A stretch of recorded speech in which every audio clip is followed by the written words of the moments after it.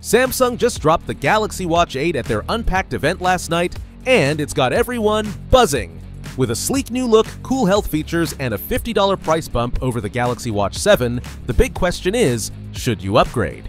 Today, we're putting the Galaxy Watch 8 head-to-head with the Watch 7 to see if it's worth your hard-earned cash. Let's dive in, test these bad boys, and find out which one's the champ. Don't forget to smash that like button and hit subscribe for more tech showdowns. Ready? Let's go!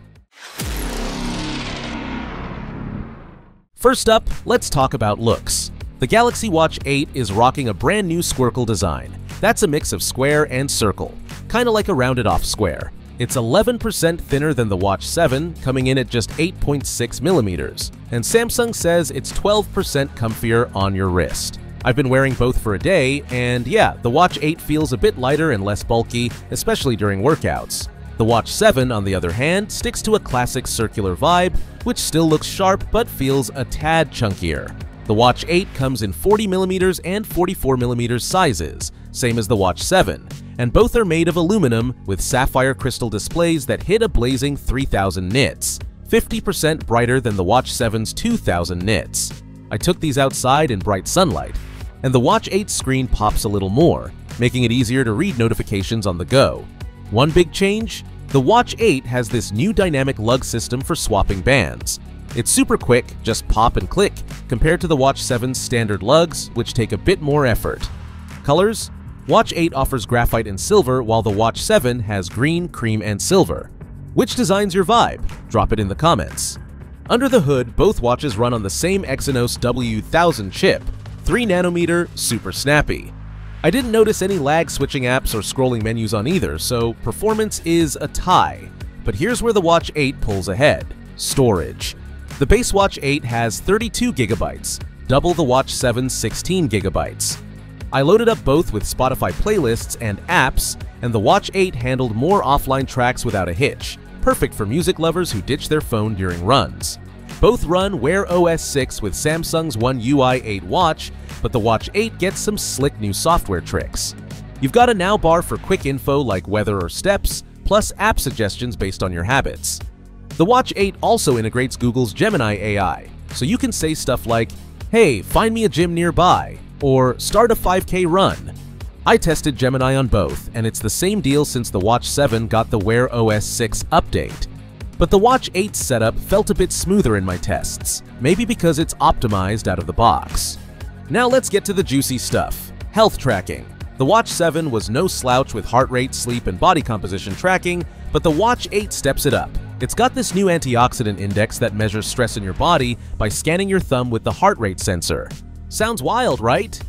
I tried it, and it gave me a score that synced to Samsung Health, telling me how my diet's holding up. The Watch 8 also has vascular load to track heart stress, which is great for catching early signs of heart issues. Both watches track sleep, workouts, and body composition, but the Watch 8 adds a running coach feature with real-time feedback, which I found super motivating during a jog. It's like having a virtual trainer. The Watch 7 doesn't have this, sticking to basic workout tracking. I also tested heart rate accuracy during a HIIT session, and both were spot on, but the Watch 8's 8% better sensor accuracy made a slight difference in tricky conditions, like sweaty sprints. Battery's a big deal, so let's talk numbers. The Watch 8's 40mm model has a 300 mAh battery, and the 44mm has 425 mAh, same as the Watch 7. In my 24-hour test with GPS, notifications, and a workout, both lasted about a day and a half, so no major upgrade here. Charging is still 10 watt, so you're looking at about an hour to juice up fully. If you're hoping for a big battery boost, the Watch 8's not it, but it's solid for daily use. Here's the kicker. The Watch 8 starts at $349 for the 40mm Bluetooth, $50 more than the Watch 7's $299.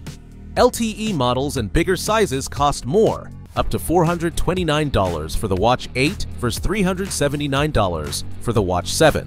So, is the upgrade worth it? The Watch 8's squircle design, brighter display, doubled storage, and new health features like antioxidant index are dope. But if you're happy with the Watch 7's basics, you might not need the jump. New buyers? The Watch 8's extra polish makes it a sweet pick, especially with pre-order deals like $50 Samsung credit or up to $200 trade-in cash. So, who's the winner? If you're rocking a Watch 7 and love it, the Watch 8's upgrades might not scream must-have unless you're into the new health tools or need more storage. But if you're buying fresh or upgrading from an older model, the Watch 8's sleek design, brighter screen, and cool features make it a no-brainer. I'm digging the Squircle look. What about you? Comment below. Are you Team Watch 8 or sticking with the Watch 7? That's the showdown, folks. If you enjoyed this, give it a thumbs up, subscribe, and hit the bell for more tech battles.